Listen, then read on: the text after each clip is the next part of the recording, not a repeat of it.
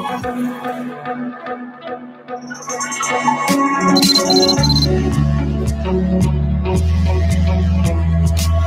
right, 5 minutes after 11 o'clock. Nice looking Monday. A little cloudy out there. First day of school, by the way, in our community. Yeah, it is so exciting. Yeah. We go through life. Life throws us some interesting things, doesn't it? And we all have an interesting story. Our next guest certainly does. She's on the phone. Her name is Saida Hafiz. And forgive me, Saida, if I'm saying your name wrong at all. We'll find out in just a second. Saida is a certified yoga teacher and a wellness expert. She's a holistic health educator and advocate for physical and mental wellness.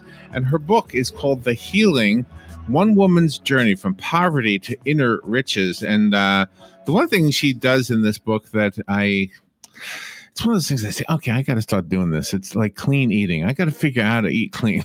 The yoga, I don't know. Even that's harder for me, but I do want to be a clean eater. I'm not lying to you. Like I'll go to this place, and I'll get like what was the thing I got yesterday? A coconut plank. Yes. Well, that's probably not good for me. I don't even know what it's made out of, except coconut. Saida, good morning. How are you? Good morning. I feel great, and thank you for having me, Larry. I appreciate it. Did I say your name okay, or is there a correct? Excellent. It was perfect. Oh, okay. Thank you. And where are you? Where are you calling from? San Francisco, California. Oh my gosh, this is a San Francisco kind of a story. Did you grow up there? No, I grew up in Pittsburgh, Pennsylvania, so I'm an East Coast person. Okay, nice. So now that's it's a little different in culture, isn't it? Yes, it is. It definitely is. So were you attracted to San Francisco because of the culture or something else? And did it, by osmosis, become part of you? Well, I had taken a visit to San Francisco on a business trip in 1989, and I thought, wow, I really like it here. I could live here. And that's the only thing I, let sort of go into my mind. And it wasn't until 2001 when I actually had the opportunity to move here and find a job. And at the time, I was dating someone who was going to school at Carnegie Mellon, getting his master's, and he had moved out here. And I had always thought I could live out here. So I had 3 reasons to give San Francisco a try. And I'm glad that I did. Oh, nice. I have 2 friends. I grew up in New York, and these 2 friends I'm referring to are childhood friends from New York. And they live in San Francisco, and they're so calm. I wish I'd have that. They are so. Life is just good. Yeah, And I said, wow, San Francisco really is good for you, isn't it? And I was wondering if you've had that same experience. I love it out here. I mean, at this point, the cost of housing and all of that is really hard for everyone. Yeah. And I do a lot of work within the San Francisco Unified School District, and it's tough for our family. And so I see that changing, but there is something about sort of being in the Bay Area and having the water, and just kind of the location of the microclimates out here. That just makes it wonderful. I mean, you end up having this. You want to breathe the air. I just find it a really nice place to be. How are those fires affecting you, or are they? Right now, it feels okay. Last year, we had to instruct our students and the people within our community, even in San Francisco, to wear masks because of the way the wind was blowing from the north, and we were getting a lot of sort of the residuals from the fire. So, yeah, right now we're not wearing masks in terms of the air quality. Right. But this is devastating, the fires. It really is. And yeah, that's what I can say about that. It's not good at all. Let's talk about you. This is a memoir, and so I want to get to know you a little bit. What challenges did life present you with? And maybe we can start there. Was Pittsburgh a challenge? Yeah, there were a few things, and the way I can answer that question is, growing up in a family that I was exposed to domestic violence. Oh my gosh! My parents, yeah, and so that was a huge challenge. And what that does to a child who essentially has to be an adult because you're exposed to these things that are just not comfortable at all. And what happens is that you end up wearing this sort of this heavy burden of shame, and you don't even know that that's what you're carrying day to day until you're faced with some other things. And when it really came to light for me was when I had gotten into college, and pretty much I was eating, candy every day, in my first class. Oh, really? Like my coconut planks. Yeah, like your coconut plank. Okay. And then I started to understand that was having a numbing effect, because once I got into sort of what you describe as clean eating, and basically that wasn't eating any processed foods, making my meals from scratch and detoxing from sugar. I started to have these flashbacks of this domestic violence. However, wow. It was pretty intense. It felt like what I could imagine a detox from alcohol or drugs, just because you have to face your past. And I feel that when people are indulging in drugs, that they're often trying to run away from a problem or shame. Yeah. And that's what I have been feeling. And could I go to college with all of these other students, in my mind, thinking that they come from great homes? And I realize we all have a story. That's it. Oh, yeah. That's right on. Yeah. So basically doing this, clean eating, I was able to see what was going on and what had happened in my family. But the food also gave me a sense of strength to try to face and deal with what was going on.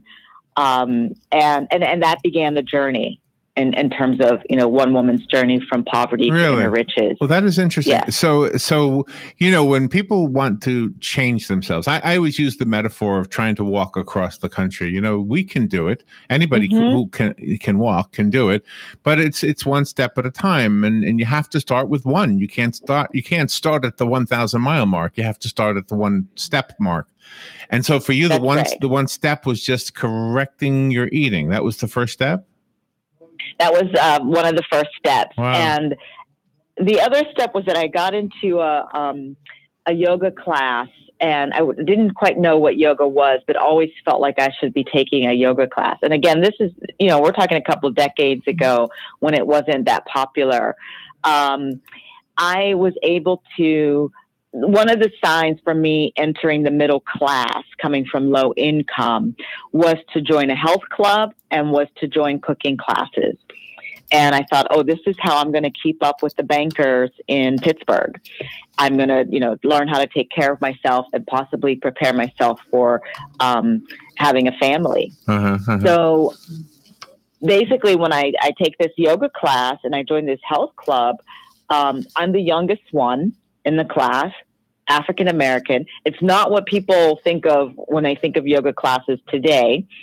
And I couldn't do half the postures or hold them as long as people who were double or triple my age. Oh, wow. And I thought, exactly. And I thought, this is not for me.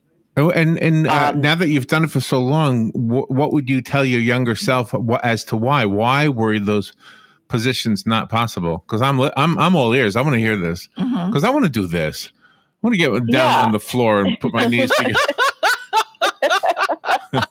So, what was the reason? So what happened to me was that I realized there were, my organs inside were not strong. So I was bending and moving in ways that I hadn't experienced as a long time since a kid. And so when you start to, it's almost like anything that you want to start working and moving, if it hasn't been in motion, then there's some creeks, there's some crevices there that need oiled. I know those creeks. And does this, in addition to being a physical, in addition to this being a way to physically retrain your body, does it, and if it does, how does it affect your mental attitude? Okay, so the yoga for me was, I was a computer science business major in college, and the body and the mind will take in what I call different inputs or food, and then the body and the mind will process that, and then there's an output. So the yoga for me was an opportunity to experience these different poses, and the output was the release of memories that were being held in my physical body, in my cells. And you may have heard today that scientists are saying that your cells have a memory. Yeah. So, and that kind of movement, this was a yoga class that was, some stretching, deep breathing. And so it felt like it was lifting the past up and out of the body, of my body. And I could get quiet and I could hear things. In fact, I heard an audible voice that said, "You'll be teaching this one day."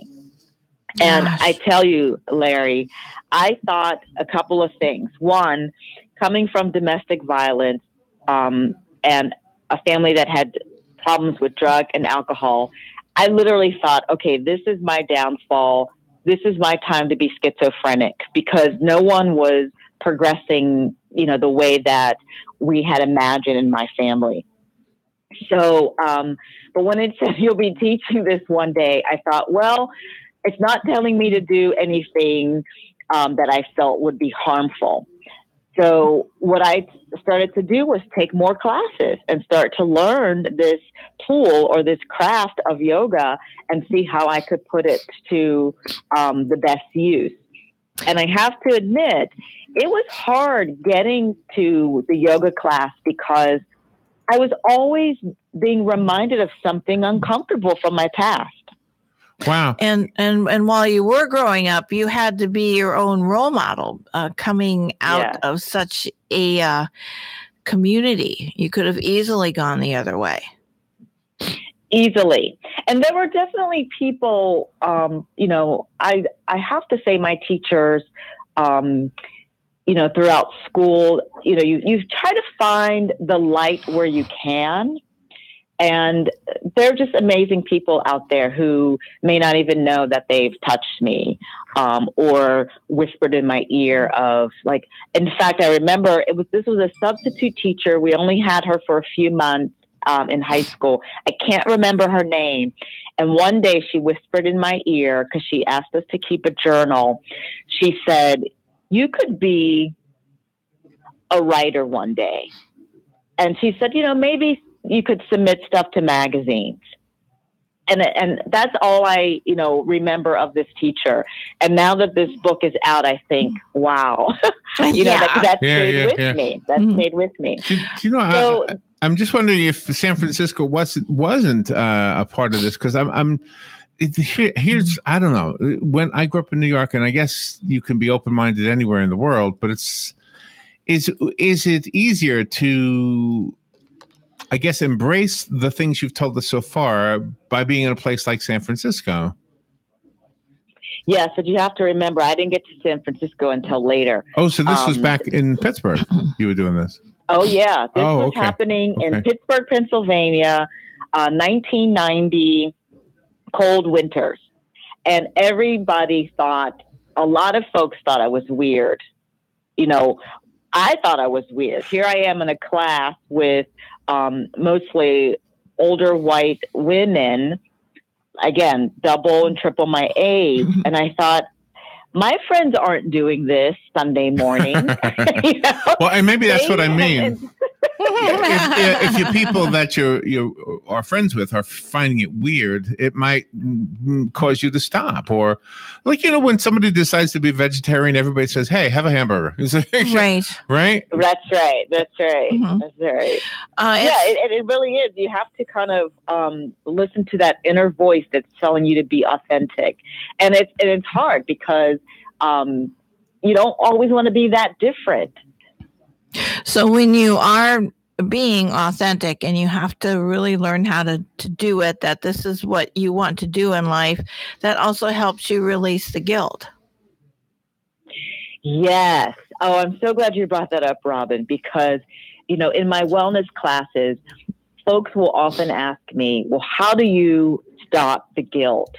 And I said, just as you're talking about, if you are connecting to your truer nature and you feel that you're role modeling for the next group or role modeling for the folks around you, then you no longer have to carry guilt or shame.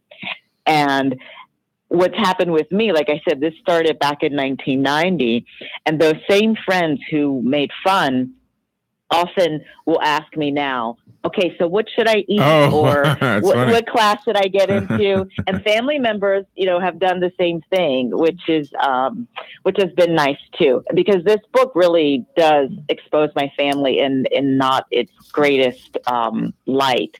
But folks have come around to say, if this book can help others, my mother said that, if this book can help other women process their situation or get out of a negative situation, then please, put the healing out there.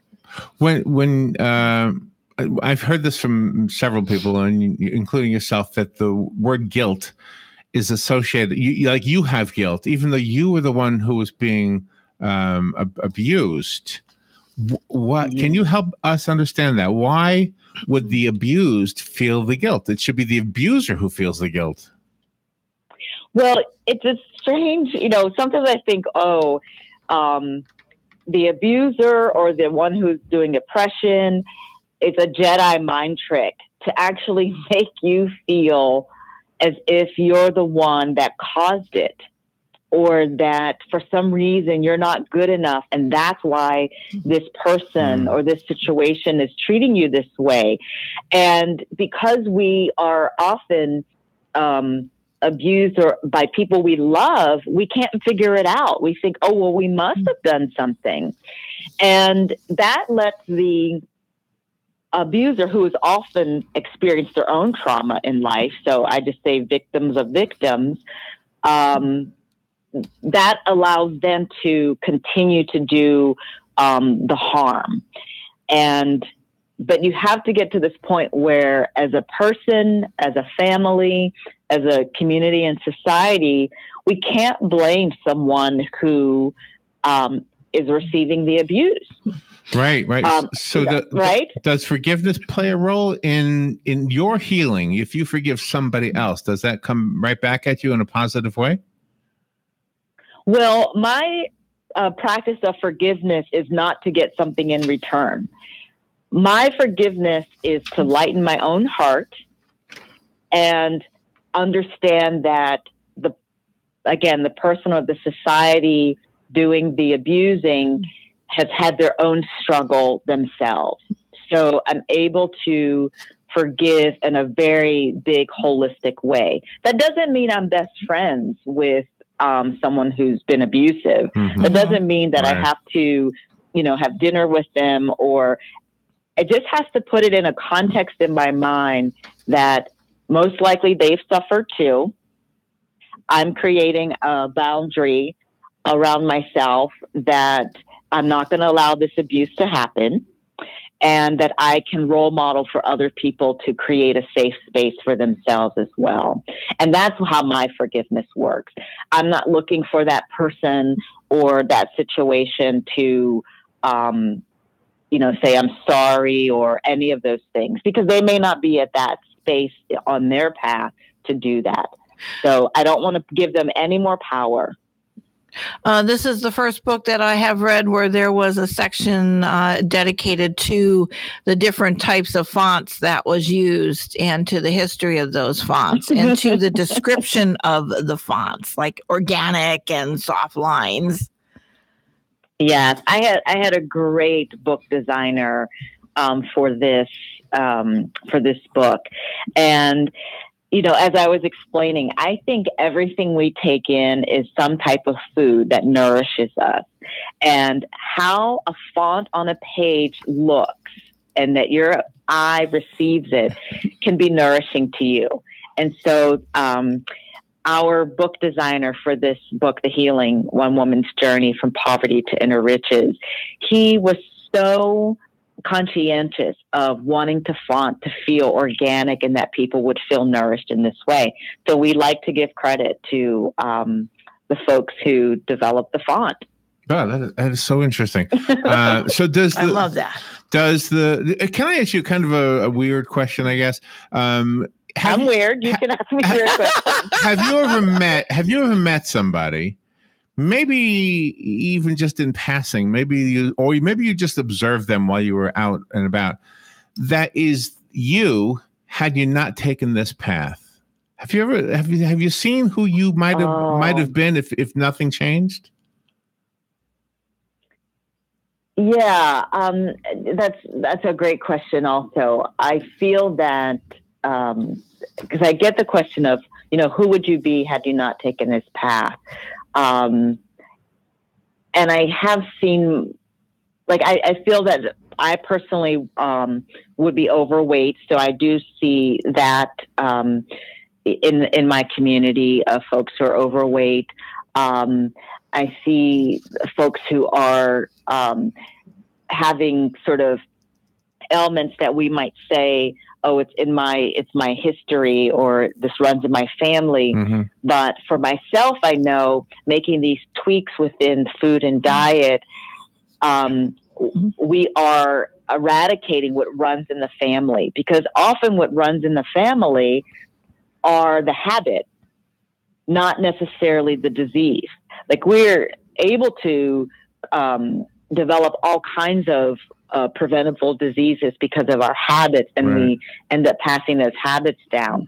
I feel that, again, I was able to get in college and have a degree, but I guess I do see sort of women out there that, in a sense, could be me, and just sort of towing the line of living, a space that society accepts and not doing his or her own path.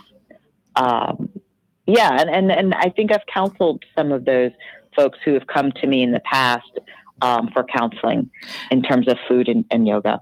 And through your book, you teach us not to go too fast, because sometimes people want to lose 25 pounds in 6 days, that type of thing, and go to extremes. Well, you can't do that and really enjoy your whole life, that you have to really take it moment by moment.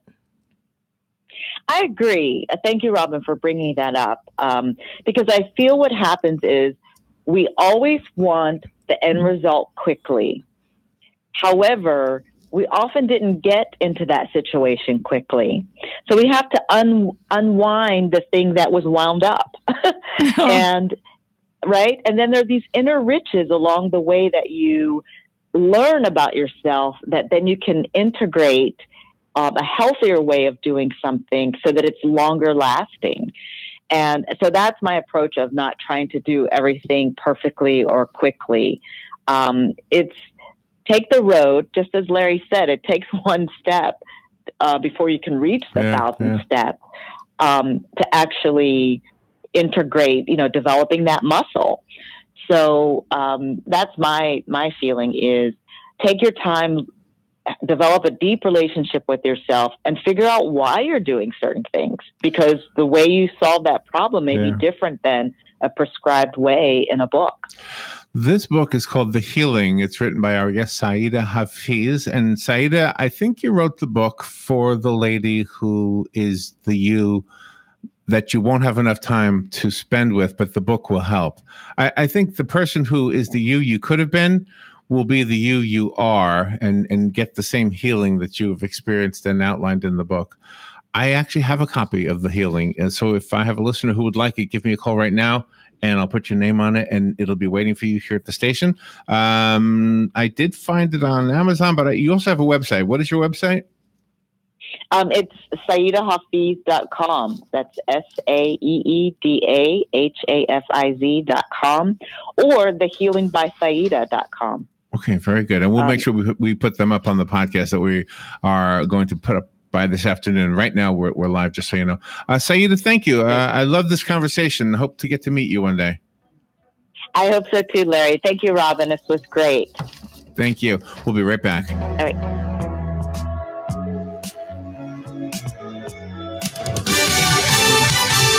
Fox News Radio. I'm Chris Foster. President Trump tweets about Omarosa Manigault Newman. She was vicious, but not smart. The former Apprentice contestant's been releasing secretly recorded tapes like this one of the president calling after she was fired from the White House by his chief of staff, John Kelly. Omarosa, what's going on? I just saw on the news that you're thinking about leaving. What happened? General Kelly